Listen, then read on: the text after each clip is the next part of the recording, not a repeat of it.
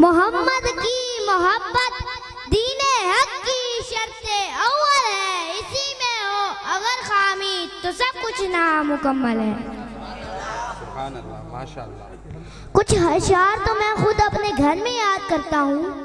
ये अशार मैंने अपने घर में इतना सुने कि सुन सुन के मुझे याद हो गए।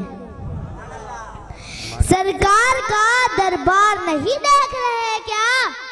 दरबार में दो यार नहीं देख रहे क्या? तुम दुनिया के मायार तो सब देख रहे हो, अल्लाह का मायार नहीं देख रहे क्या? तुम कहते हो कि कुरान में अबू बकर कहाँ है? तुम आयत फिलगार नहीं देख रहे क्या?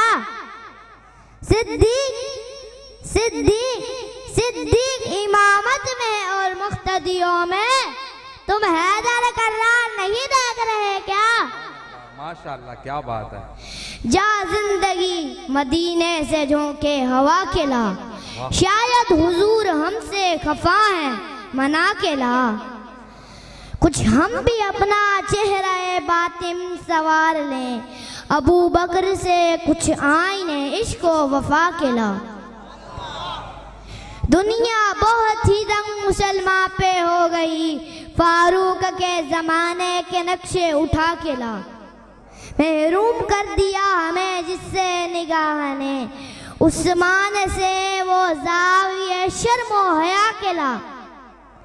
मगरिब में मारा मारा न फिर ए गदाए इल्म, दरवाजा अली से खैरात जाके ला।